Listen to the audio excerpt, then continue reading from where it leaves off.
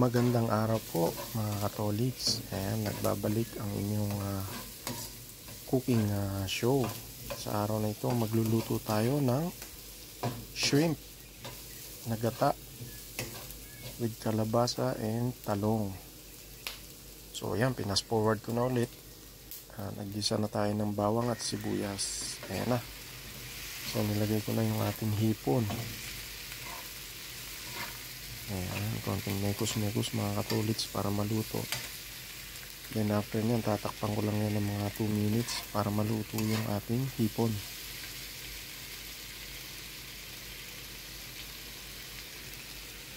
Ayan. Yung hipon natin, 1 kilo yan. So ayan, bali bago ko nga po pala ilagay yan, yung ating talong at kalabasa, ay piniprito ko yan. So, yan yung panggata natin. Powdered magic coconut. So, yan, hindi pa siya medyo luto. So, tatakpan lang ulit natin yan. So, ipiprepare na rin natin yung ating gata. So, dalawa nga po pala yung ginagamit kong bagoong dyan. Pero ang gagamitin ko ngayon yung bagoong alamang. So, ayan na. Ready ko muna yung panggata. Yun. Medyo luto na yung ating hipon.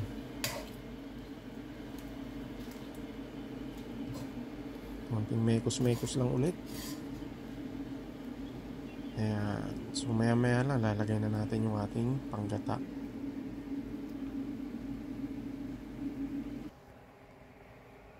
Ayan na mga katolits. So minekos-mekos ko na rin yung ating panggata. So sa panggata, depende na po sa inyo kung gaano karami yung powder na ilalagay nyo. Pwede rin naman yung nasa kan na diretso. Pero sa akin kasi mas prepare ko yung ganito, yung powder. Although mas mabilis sana yung nasa kan. Kaso may available pa kasi yung stock nung ating powder. Kaya yan muna ang ginagamit ko. So mekos-mekos lang ulit mga katolits. Ayan. Ayan Ayan, tatanggalin lang natin yung mga buo-buo. Pag wala ng buo-buo, yan, tsaka na natin ilalagay yan sa ating hipon. Ayan na mga katolits, ilalagay ko na. Yes, yan. So yan, medyo pagdadrying ko lang ng konti yan. Makukuluan natin. Tapos tsaka na natin ilalagay yung ating sangkap. Yung pampalasang sangkap. Konting mekos-mekos lang ulit. Yan. Ako po hindi naman talagang professional na nagluluto. Pagka may mga trip lang din ako, minsan tinitignan ko lang din sa YouTube. Tapos gumagawa na lang ako ng sarili kong diskarte. So ayan na. So 1 tablespoon lang ng ating bagoong alamang. Yun yung medyo sweet, medyo matamis. So mekos-mekos lang ulit mga katolits. Ayan. Tapos lalagyan ko na siya ng paminta. Sa paminta, depende po sa inyo. Kasi gusto ko maraming may paminta para medyo may anghang. Saka hindi ko na rin nilagyan ng paminta yan kasi, ng sili kasi alam mo na, baka maanghangan si madam. So ayan na mga katolits, mekos-mekos lang ulit.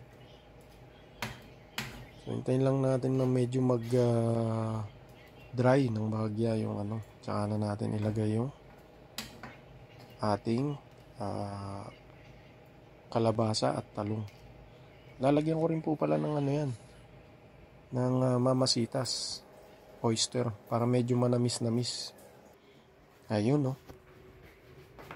Actually hindi ko na pinakita yung paglalagay ko ng suka, pero nilagyan ko yan ng konti para hindi malangsa.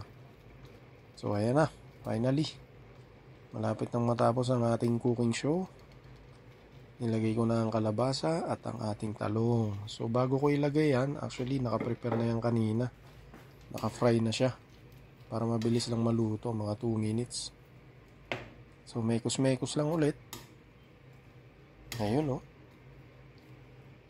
pwede ko kayong mag-comment kung ano yung gusto nyo ipaluto next time. Baka pwede nating lutuin. at pwede kong maipakita sa inyo. Yan.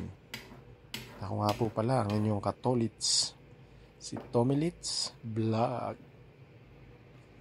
Yan, pangukuluan ko lang yan, mga 2 minutes. Yung tipong mas maluluto lang ng konti yung gulay. Kasi na-prito ko na yan kanina eh. Ayan na. So, finished product na mga katolits. So, maraming salamat po. Ayun, no? Ay, pagkasarap.